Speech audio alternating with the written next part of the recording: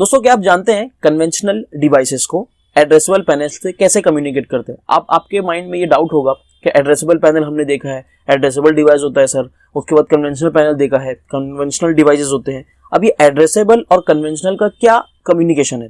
तो आज के इस वीडियो में मैं आपको जो मॉर्ले का जोन मॉड्यूल है, जो बहुत ही कम लोग जानते हैं, उसके बारे में बहुत ही डिटेल में आपको बताने वाला हूं और साथ ही साथ मैं आपको मेरा खुद का प्रोजेक्ट एक्सपीरियंस आपके साथ शेयर करने वाला हूं कि किस प्रोजेक्ट में मैंने ये इस जो जोन मॉड्यूल की मैं बात कर रहा हूं वो मैंने क्यों यूज किया और इसका यूज हम लोग क्यों करते हैं। क्योंकि बहुत सारे इंटरव्यूज में मैंने देखा है कि इंटरव्यूअर्स, अगर आप इंडियन कंपनी में ट्राई करते हैं या आप गल्फ कंट्री में ट्राई करते हैं तो आपको जोन मॉड्यूल के बारे में पूछते हैं और जब जोन मॉड्यूल का नाम सामने आता है तो आपको समझ में नहीं आता। आपने कंट्रोल मॉड्यूल सुना, आपने आइसोलेटर मॉड्यूल सुना, आपने मॉनिटर मॉड्यूल सुना, आपने रिले मॉड्यूल सुना है, लेकिन जब जोन मॉड्यूल का आपके सामने जब क्वेश्चन आता है तो आपको समझ में नहीं आता है। तो इंटरव्यू पर्सपेक्टिव भी ये वीडियो आपके लिए इंपॉर्टेंट होने वाला है। साथ ही साथ प्रोजेक्ट इंडस्ट्री में आप है और आप जो सर्वे करते हैं तो उस बेसिस पे भी आपको ये वीडियो बहुत ही इंपॉर्टेंट होने वाला है। ये वीडियो थोड़ा सा लंबा होगा लेकिन बहुत ही यूजफुल इन्फॉर्मेशन आपके साथ शेयर करने वाला हूं। दोस्तों बहुत ही कम ऐसे चैनल मिलेंगे, बहुत ही कम ऐसे यूट्यूब वीडियोज है जिसमें आपको इसके बारे में डिटेल से डिटेल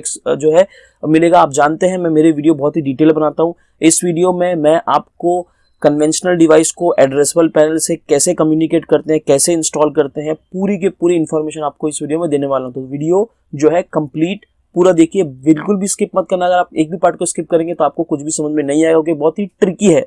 एक छोटी सी ट्रिक है, बस उसको यूज करना है और आपको पूरा सिस्टम समझ में आ जाएगा और बहुत ही इजीली आप जो है, अगर आपकी फील्ड में या अगर आपके फ्यूचर में इस टाइप का प्रोजेक्ट आता है तो बहुत ही आप आसानी से इस प्रोजेक्ट को एग्जीक्यूट कर सकते हैं। तो मेरा नाम है शाहबाज अंसारी, आप देख रहे हैं Insider 29। चलो दोस्तों वीडियो की शुरुआत करते हैं।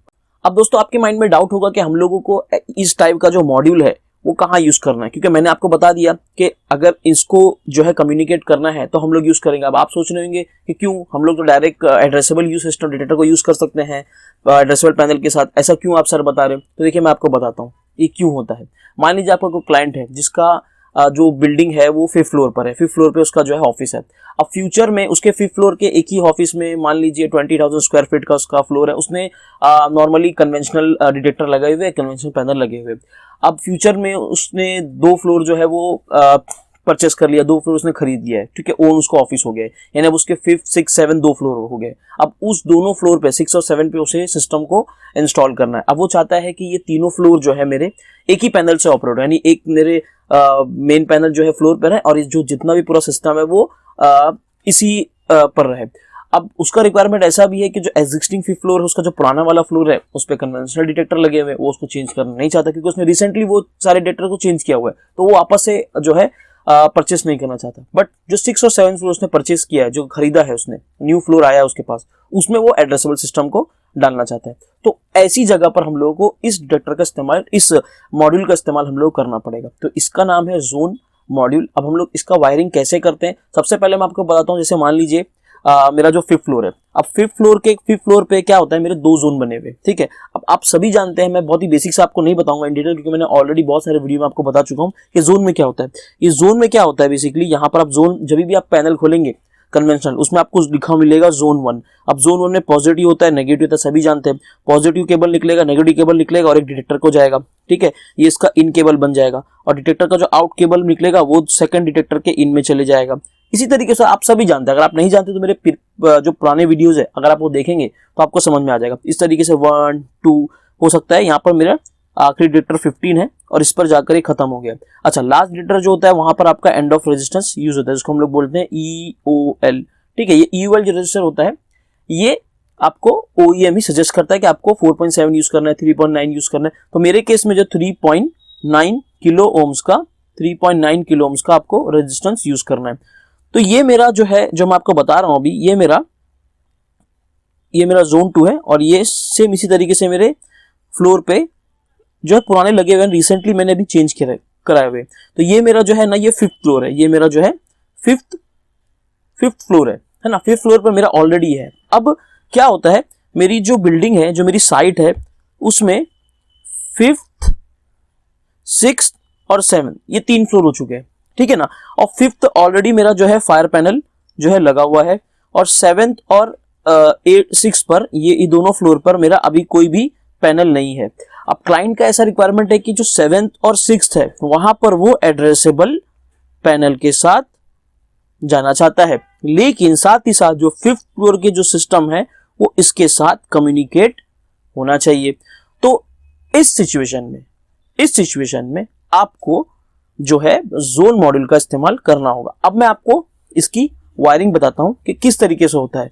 अब क्या करना है आपको, ये जो सिस्टम लगे हुए हैं ये आपका हो गया, ये साइड का आपका क्या हो गया FAP, ये आपका फायर अलार्म पैनल हो गया जो कि आपका कन्वेंशन है। ठीक है, मुझे पैनल एक ही रखना है। ठीक है, इस केस में मुझे पैनल एक ही रखना है। आपको मैं चाहिए तो एक वीडियो बना रहा हूं जिसमें मैं एग्जिस्टिंग पैनल ये रखा रहूंगा और आपको बताऊंगा, जैसे जब उसकी रिक्वायरमेंट लगी तो मैं आपको वो भी बता दूंगा। अब यहाँ पर जो मेरा रिक्वायरमेंट है वो मेरा रिक्वायरमेंट इस तरीके का है कि मुझे 5th फ्लोर पर एक ही पैनल रखना है जो कि मेरा एड्रेसेबल फायर अलार्म पैनल होगा और बाकी फ्लोर पर जो है डिटेक्टर्स लगे होंगे। तो उस केस में हम लोग जो है इस मॉड्यूल का हम लोग इस्तेमाल करेंगे। तो चलिए मैं आपको 1 बाय 1 इसकी जो है वायरिंग डायग्राम के बारे में समझाता हूं। अब दोस्तों, आपने जो addressable fire alarm panel use किया, अब आप बोलेंगे यहाँ पे कौन सा एड्रेसेबल फायर अलार्म यूज करना है, तो मैंने आपको ऑलरेडी बताया हुआ है मॉर्ले का, जिसके बारे में मैंने आपको कमीशनिंग से लेके इसकी वायरिंग डायग्राम से लेके सब कुछ बताया हुआ। तो वो वाला पैनल हम लोग यूज करेंगे, क्योंकि जो ये मॉड्यूल की मैं बात कर रहा हूँ ये मॉड्यूल इस पैनल के साथ कॉम्पेटिबल है। तो हम लोग वही वाला पैनल यूज करेंगे, मॉर्ले IXC 4 लूप का हम लोग यूज करेंगे, क्योंकि ऑलरेडी मेरे पास यहाँ पर जो है लूप 1 इधर बन जाएगा, लूप 2 इधर बन जाएगा, और ये जो दूसरा है इसके लिए हम लोग जो है लूप 3 यूज करेंगे। तो अब कैसे यूज करेंगे चलिए मैं आपको बताता हूँ। अभी ये मेरा मॉर्ले का पैनल है, ठीक है, 4 लूप का पैनल है, लूप 1, लूप 2, लूप 3 और लूप 4, करेक्ट। ठीक है, अब मैंने आपको पहले बता दिया कि मैं यहाँ पर मान लीजिए चलो मैं यहाँ पर मैंने लूप 1 यूज किया है, लूप 2, और इसके लिए मुझे दूसरा लूप लेना है। तो मैं क्या करने वाला हूँ, लूप 1 मैं देने वाला हूँ 7th फ्लोर पे, लूप 2 मैं देने वाला हूँ 6th फ्लोर पे। अब बाकी के ये लूप को मुझे कैसे देना है, क्योंकि मेरा एग्जिस्टिंग जो है, जो मैंने आपको बताया यहाँ पर मेरे टोटल 2 जोन है। तो ये जो पैनल है इस पैनल को मैं क्या करने वाला हूँ, इस पैनल को मैं सिस्टम से पूरा निकाल दूंगा।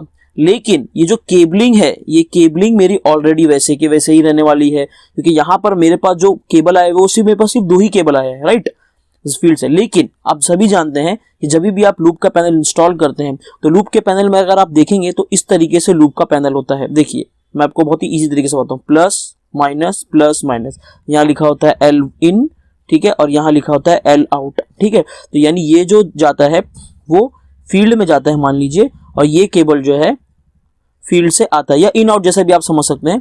तो ये पूरे डिटेक्टर से होते हुए ये सारे केबल ऐसे इस तरीके से जाके ये रिटर्न आता है ना। तो इस तरीके से ये पूरा के पूरा लूप बनता है।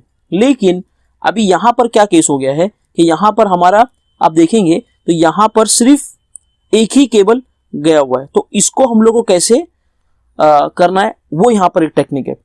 अब दोस्तों हम लोग क्या करेंगे, ये जो पैनल है, ये जो मॉड्यूल आप देख रहे हैं, ये मॉड्यूल, इस मॉड्यूल को हम लोग क्या करेंगे, जो हमारा एड्रेसेबल पैनल है उसके जो है पास में एक छोटा सा बॉक्स बना के वहां पर इंस्टॉल करेंगे।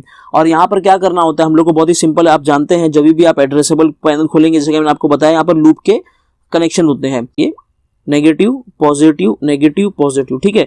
तो ये नेगेटिव जो है 1 में जाएगा, ठीक है, पॉजिटिव इसके 2 में चले जाएगा, ओके।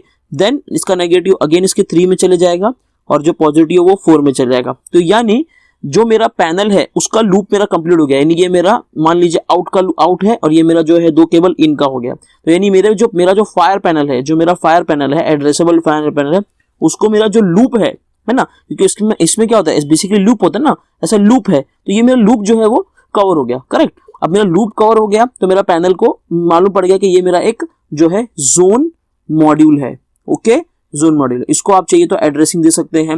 मान लीजिए इसको मैं दे देता हूँ, यहाँ पर मैं 1 कर देता हूँ, यहाँ पर 1 कर देता हूँ, ठीक है, 1 एड्रेस। आप इसको कोई भी एड्रेस अपने हिसाब से दे सकते हैं, ठीक है। अब उसके बाद आपको क्या करना है, जैसे कि मैंने आपको बताया, ये जो जोन मैंने आपको बताया यहाँ पर, ये इस तरीके से, ये जो मैंने आपको बताया, ये जो केबल है जो आपको मैंने बताया, ये केबल, क्योंकि ऑलरेडी मेरे पैनल में, एग्जिस्टिंग पैनल में 2 ही केबल होते हैं जो कन्वेंशनल है। वहां पर मेरे को ये जो पॉइंट नंबर 6 है, जो मेरा पॉइंट नंबर 6 है, यहाँ पर मुझे ये पॉइंट नंबर 6 और ये पॉइंट नंबर 7, ठीक है।